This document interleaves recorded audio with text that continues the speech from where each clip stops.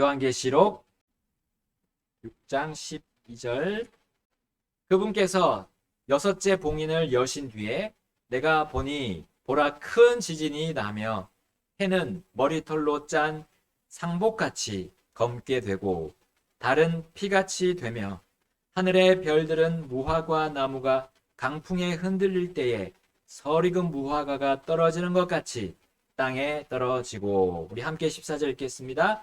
하늘은 두루마리가 함께 말리는 것 같이 말려 떠나가며 모든 산과 섬도 그들의 자리에서 옮겨지매. 아멘. 기도하시겠습니다. 하나님, 오늘 이 계시록의 말씀 통해서 저희들에게 또 진리를 밝혀 주옵소서.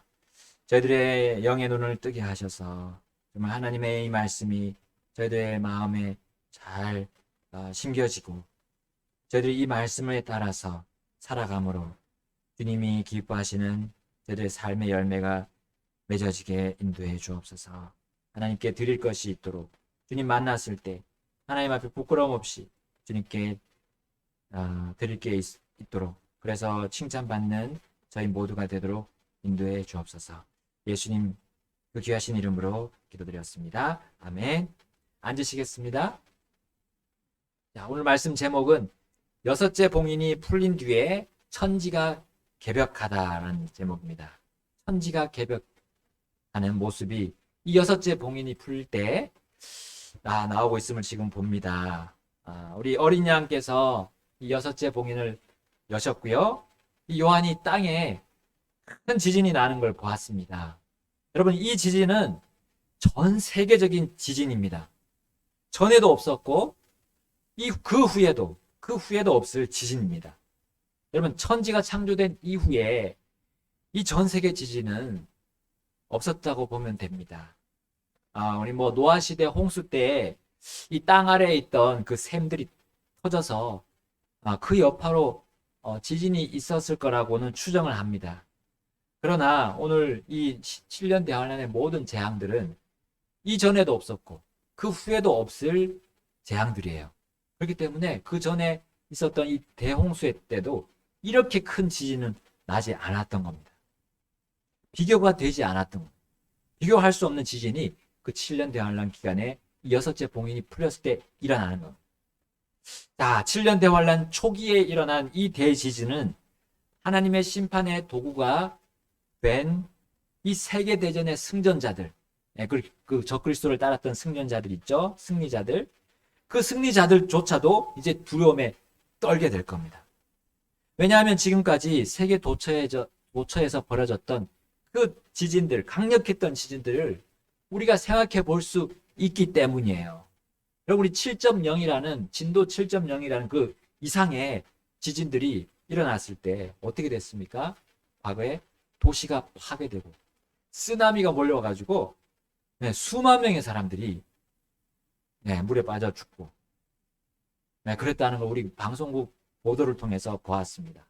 심지어 직접 사람들이 찍은 캠코더 이런 거 영상으로 찍은 자료들도 많이 나와서 유튜브나 이런 데 올라와 있었어요. 그 장면들이 그대로 담겼습니다.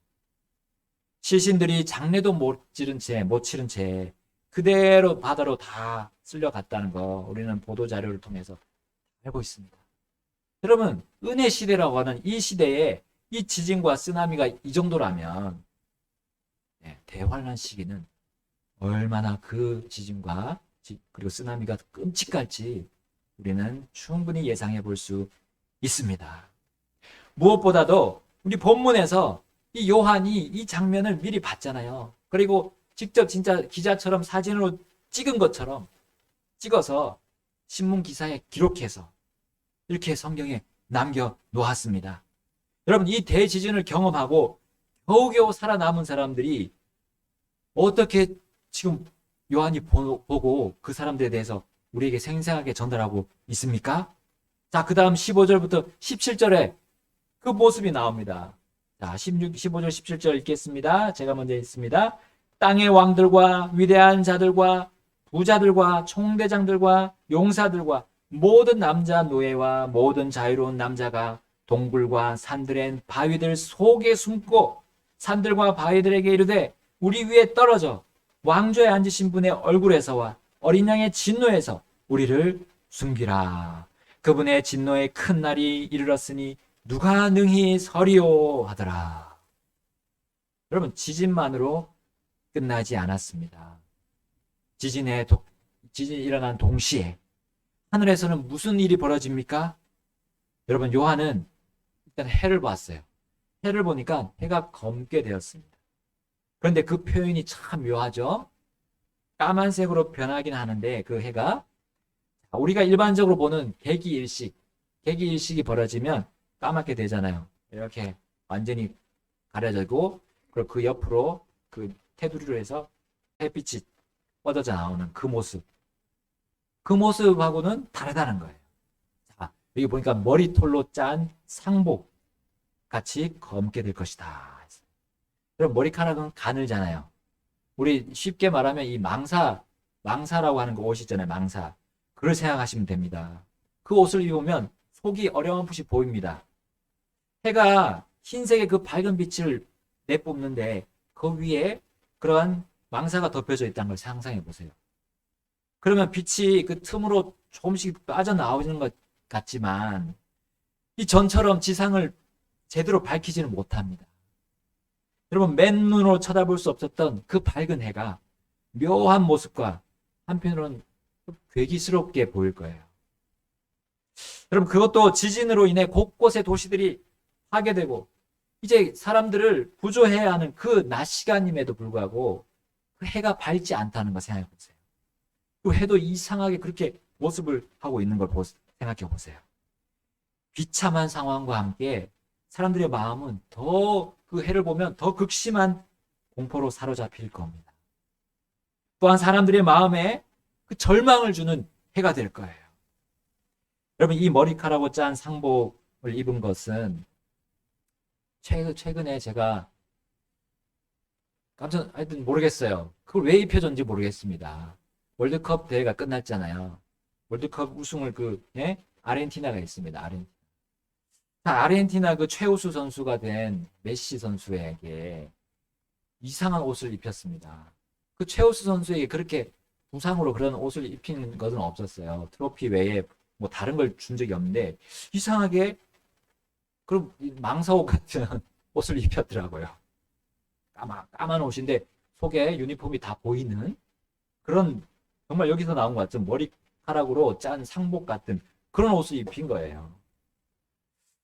이상하다. 왜 이런 걸 입혔는가? 여러분, 메시는 어떤 사람입니까? 그 축구에 있어서 정말 신으로 불립니다. 그 정도로 축구를 잘 해요. 잘 차요. 공을 잘 찹니다. 태양과 같이, 정말 해와 같이 그가 축구 그 스포츠라는 그 안에서는 빛나고 있었어요. 사람들을 그 축구로 매료시켜 왔고, 자, 그가 갖지 못했던 마지막 타이틀, 이 월드컵 우승컵을 그가 들어 올렸고요. 그리고 세상에 있는 모든 메이저 대회 우승을 다 가져갔습니다. 이 완전히 정말 해가 된 겁니다. 해같이 됐어요. 그런데 그에게 거무틱틱한 상복 같은 그 망토를 입혀준 거예요. 뭐 여기 조금 이렇게 금색으로 있긴 있더라고요. 여기. 근데 상복이에요. 그걸 왜 입힙니까? 하는 그런 말들이 막 흘러나오더라고요. 왜 축구 전문가들도 다 왜 그 최우수 선수에게 이상한 검은 옷을 그렇게 입혀가지고 멋지지, 폼도 나지 않고 멋지지도 않는 그 옷을 왜 입혀줬는가? 사람들의 이목이 집중되는 그곳에 어김없이 이러한 기괴한 이벤트들이 벌어지어 왔습니다. 벌어지곤 했어요. 여러분, 세상을 주관하신 하나님은 자신을 믿든지 믿지 않든지 이제 마지막 때가 다 왔다는 것을 이런 식으로 하나씩 보여주기도 하시는 분이라고 저는 믿어요. 여러분, 요한이 이와 같은 비참하고 끔찍한 해를 보았고, 자, 또한 피같이 변한 달도 봅니다. 보통 우리 개기월식에 가려질 때, 이 달이 가려질 때 그 달이 붉은 빛으로 변하기도 합니다. 몇 달 전에 붉은색으로 변했죠. 그러나 보통 그 붉은 상태로 되지는 않아요. 계속 지속되지는 않습니다. 뭐 길어야 몇 시간 뒤에 다시 환한, 그 원래대로의 환한 빛을 땅에다 비춥니다. 그러나 이때 달은 그야말로 피같이 붉은색입니다. 그리고 그 빨간 달은 무려 7년 동안 그렇게 떠오를 거예요. 달이 낮에도 뜰 때가 있습니다. 우리 낮에도 하얗게 뜰 때가 있죠. 근데 그때는 계속 피같이 붉은색으로 그 낮에도 뜰 거예요. 여러분, 수많은 사람들이 죽어 나뒹구는 그 피로 물든 땅, 여러분, 그리고 그 밤하늘에 붉게 물드는 달이 떠 있음을 한번 상상해 보세요. 네. 땅에서는 사람들 죽어 나가는 소리가 들리는데, 여러분, 그때 사람들은 차라리 예전같이 달이 없는 그 월삭일 때 있잖아요. 그때를 바랄 거예요. 그때가 훨씬 낫다라고 생각합니다. 그때 피같이 변한 달은 그 심판의 날에 무엇을 말해줍니까? 그들이 소망 삼아왔던 이 세상이 정말 아무것도 아니구나, 헛되구나, 헛되구나라는 거를 그 달이 얘기해 줄 거예요. 그리고 그 해가 또 얘기해 줄 거예요. 그리고 그들이 밤중에 몰래 숨어서 행했던 그 모든 속임수들, 악행들, 죄악들이 이렇게 반드시 이렇게 심판받는 날이 오는구나라는 걸 그들이 양심으로도 알게 될 날이 오는 겁니다. 자, 이제 요한은 여기까지만 본 게 아닙니다. 별들도 예전처럼 자신의 궤도를 돌지 않음을 보았어요. 심지어 별들이 돌지도 않고 지구로 떨어지는 걸 보았습니다. 여러분, 지금도 간혹 별똥별들이 떨어지잖아요. 그런데 물론 공중에서 이렇게 산화되는 것이 대부분입니다. 그러나 그때는 별들이 땅으로 떨어지는 것을 사람들이 보고 무서워 떨게 될 거예요. 마치 무화과 나무가 강풍에 흔들릴 때 설익은 무화과가 떨어지는 것처럼 땅에 떨어지는 것을 요한은 보았습니다. 여러분, 천문학자들의 말에 따르면 우리가 지금 보고 있는 저 별들이 지구보다 무지하게 크다고 말합니다. 여러분, 그들의 말이 맞다면 7년 대환란 초기에 정말 땅으로 이 무화과처럼 떨어지는 별들은 지구보다 작은 별들만 이렇게 하나님께서 골라서 떨어뜨리겠습니까?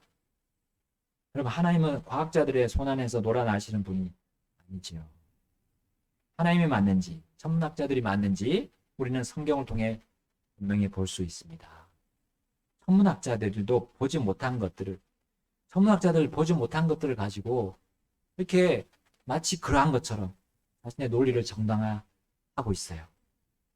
여러분, 오리온의 그 별들이 있잖아요. 항상 이렇게 그 중간에 3개의 별이 있는 그 오리온 자리의 별들. 그리고 플레이아데스의 별. 가보지 못했습니다. 너무 멀리 떨어져 있어서 우리는 가지 못한다라고 얘기하고 있어요. 그럼 어찌 그렇게 그들이 잘 알까요? 가보지도 않았는데. 여러분, 별들을 말씀으로 창조하신 하나님보다 그들이 더 잘 압니까? 그래서 그 큰 별들이 떨어졌음에도 그들이 말하는 대로 지구가 멸망하고 생물체들이 소멸됩니까? 땅으로 떨어지는 별들은 뭐 요즘 흔히 말하는 우주쇼와 같은 그런 별똥별들과 같을까요? 그래서 자신들의 비참한 상태를 뭐 위로해주는 아주 뭐 우주쇼가 그렇게 벌어질까요? 결코 아닙니다. 항상 그들이 바라보던 볼 수 있었던 그 별들이 떨어지고 난 하늘, 그 하늘이 비정상적으로 바뀔 거예요. 지금도 도시에서는 우리 밝은 빛 때문에 이렇게 별들을 보지 못할 때가 많습니다. 네, 존재하고 있는 별들이지만 우리가 눈에는 잘 보이지 않고 보이지 않는 상태가 우리 도시 안에서는 그렇게 되기도 합니다. 이것을 참 애석하게 생각하는 사람들이 있어요. 그래서 막 시골을 찾아갑니다. 빛이 없는 시골까지 가서, 그리고 그 산 위에까지 올라가서 천문대가 있잖아요. 천문대 올라가서 막 보기도 합니다. 그리고 망원경을 사서 직접 막 바라보기도 합니다. 그러나 그때는 수많은 별들이 떨어지기 때문에 수천 년간 대대로 인류가 보아온 그 별들이 다 없어지는 거예요. 점점 세상이 비정상적으로 변해가는 것을 땅뿐만 아니라 하늘을 통해서도 보게 될 겁니다. 심지어 하늘 역시 말려서 떠나가는 것을 보게 될 거예요. 요한은 그 하늘이 어떻게 말려서 떠나간다고 했습니까? 두루마리가 말려서 떠나가는 것처럼 그렇게 보았어요. 이 하늘은 여러분 욥기에서 말하는 그 단단한 거울과 같은 하늘도 포함되는 겁니다. 여러분 창공이나 이 해, 달, 별들이 있는 그 공간을 우주라고 말하는데 그 우주가 이 말려서 떠나간다는 표현이 잘 맞지는 않아요. 보이는 물질이 말려 떠나가는 것, 그것을 그렇게 표현하는 것이 정상입니다. 그럼 떠나간다는 말은 없어지는 거예요. 하늘 자체가 없어지는 겁니다. 여러분 지진과 함께 해와 달 이 끔찍하게 그리고 무섭게 변하고 별들도 떨어졌습니다. 심지어 하늘도 말려서 떠나갔음에도 지금 천문학자들이 얘기하는 것처럼 그리고 많은 지질학자들, 과학자들이 말한 것처럼 이 지구가 완전히 멸망하지는 않습니다. 요한이 그 땅을 보았을 때 모든 산과 섬조차도 원래 자리에서 옮겨지는 것을 봤다고 했어요. 땅과 하늘의 그런 격변, 천지가 개벽하는 그 모습을 요한은 이렇게 그렸습니다. 땅이 지진으로 인해서 원래 자리에서 이동한 겁니다. 각 국가 영토의 그런 위도와 경도가 이제 다 틀어지는 겁니다. 우리 옛날에 처음에 땅이 나눠졌을 때가 있었어요. 옛날에 노아 시대 이후에 그 홍수 이후에 나눠졌을 때가 있습니다. 그때와 같이 되는 거예요. 한 번 더 땅이 나눠진. 그 때문에 죽지 않고 남아있는 사람들 사이에서 무슨 일이 일어나겠습니까? 완전히 대혼란이죠. 무질서와 혼란이 더욱더 가중될 것입니다. 이러한 지구의 대격변과 우주의 질서가 바뀌고 틀어짐으로 인해서 이제 무슨 일이 일어납니까? 그동안 그들이 신뢰해온 과학, 과학이라는 게 거짓되고 헛되구나 하는 그때 가서야 깨닫게 될 거예요. 디모데에게 얘기했잖아요. 반론, 거짓되이 반론이라고 하는 과학이라고 했어요. 하나님의 말씀에 계속 반대하는 게 이제 현대의 과학이 되어버리고 말았습니다. 그들은 지구가 멸종하는 것을 대비해서 뭐라고 말합니까? 우리가 지구 밖으로 나가는 것도 고려해야 된다. 지구 밖으로 나가서 이주해야 된다. 오래전부터 말해왔습니다. 과학 잡지, 특히 천문학 잡지에 보면 예전부터 식민지, 스페이스 콜로니에서 우주 식민지를 만들었어요. 다 그림이죠, 그림일 뿐입니다. 스페이스 콜로니를 세우고 이제 달이나 화성, 또 지구형 행성에 가서 이제 이주 계획을 하고 있는 그런 우리 공상과학 소설과 영화, 드라마들이 지금도 계속 나옵니다. 그러나 그러한 일은 벌어지지 않을 겁니다. 왜냐하면 요한은 땅의 대격변과 하늘의 격변으로 인해서 사람들이 이제 어디로 갔는지 정확하게 왔기 때문입니다. 적그리스도를 따르면서 이제 세계대전의 승리를 얻은 그리고 막대한 부와 권력에 도취된 이 사람들이 피한 장소가 하늘입니까? 스페이스 콜로니, 달이나 화성, 다른 행성입니까? 아니면 그냥 지구입니까? 그들은 이런 일이 있을 걸 예상하고 미리 제작한 우주선을 타고 하늘 위로 올라가서 다른 곳으로 갔을까요? 그리고 거기서 안전하게 그리고 평안하게 다시 인류의 그 세대를 이어갔을까요? 우리 성경 아까 읽은 15절부터 17절 다시 한번 읽어보겠습니다. 계시록 6장 15절에서 17절 함께 읽겠습니다. 시작. 땅의 왕들과 위대한 자들과 부자들과 총대장들과 용사들과 모든 남자 노예와 모든 자유로운 남자가 동굴과 산들의 바위들 속에 숨고 산들과 바위들에게 이르되 우리 위에 떨어져 왕좌에 앉으신 분의 얼굴에서와 어린 양의 진노에서 우리를 숨기라 그분의 진노의 큰 날이 이르렀으니 누가 능히 서리요 하더라. 네. 여러분, 이 동굴과 이 산이 지구에 있는 것이 아니고 뭐 달에도 있다 그러죠. 산이고 뭐 화성에도 있다 그러잖아요. 달이나 화성이나 또는 뭐 지구형 행성에 있는 것들일까요? 자, 우리 해석은 자유입니다. 자, 그러나 혹시 그럴 수 있다고 해도 그들은 그 우주 식민지, 우주 행성에서 편안히 지금 지내고 있습니까? 그들의 마음의 소원이 지금 무엇입니까? 네, 오직 산들과 바위들이 자신들 머리에 위로 떨어지기를 바라고 있어요. 우리 좀 죽여달라는 거예요. 좀 죽여달라고. 죽기를 구하고 있다는 거예요. 그리고 그 이유는 뭡니까? 그들의 상황이 전혀 편하지 않다는 거예요. 그들의 형편이 편안한 소파에 누워서 휴식을 취할 수 없다는 거예요. 결코 땅에서 안식이 없는 그들은 지금 누구를 의식하기 때문에 그렇습니까? 그들의 신경과 그들의 주의와 시선은 오직 가장 높은 하늘 위를 그들은 향하고 있기 때문이에요. 사람들이 아닙니다.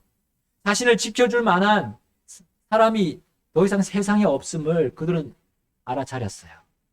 그 어떤 인류의 발전된 기술과 과학, 그리고 철학과 인문학도 그 학문들도 그들을 지켜주지 못함을 그들은 깨달았기 때문입니다. 여러분, 천지가 흔들리는 일은 여러분 예수님 비롯해서 구약 성경을 통해서 이미 전달해 주셨어요.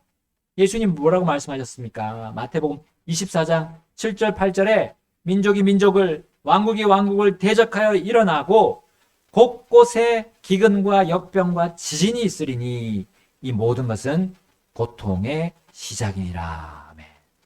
예수님 말씀하셨습니다. 동시다발적인 지진, 전 세계적인 지진을 말씀하셨어요. 그리고 우리 요엘 대언자를 통해서도 말씀하십니다. 요엘서 2장 1절과 30절, 31절에 보면 너희는 시온에서 나팔을 불며 내 거룩한 산에서 경고의 소리를 내어 그 땅의 모든 거주민들이 떨게 하라. 주의 날이 이르느니라. 그 날이 매우 가까우니 우리 30절에 보면 하늘들과 땅에서 이적들을 보이리니 곧 피와 불과 연기 기둥들이로다.